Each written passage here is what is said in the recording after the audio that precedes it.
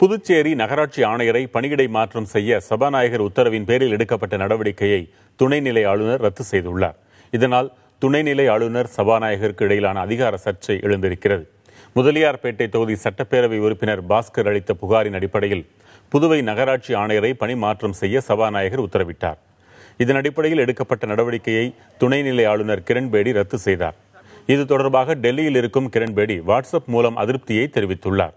இந்த விவகாரத்தில் தன்னுடைய உத்தரவையும் மீறி நடவடிக்கை எடுக்கப்பட்டுள்ளதாக கூறியிருக்கும் அவர் அரசு நிர்வாகம் இணைந்து செயல்பட வேண்டும் என்றும் கேட்டுக் கொண்டுள்ளார். ஆனால் நகராட்சி ஆணையர் மீது நடவடிக்கை எடுக்க முழு அதிகாரம் இருப்பதாக சபாநாயகர் வைத்திலிங்கம் கூறியுள்ளார். டெல்லியை தொடர்ந்து புதுவையிலும் துணைநிலை ஆளுநர் அரசு இடையிலான மோதல் அதிகரித்து வருகிறது. சபாநாயகருடைய உத்தரவு மீறுவதற்கு எந்த விதமான காரணத்தையோ அல்ல காரியத்தையோ கூற முடியாது. சட்ட ரீதியான முழுமையான பாதுகாப்பு இருக்கின்றது. சபாநாயகருடைய உத்தரவிற்கு முழுமையான பாதுகாப்பு இருக்கின்றது.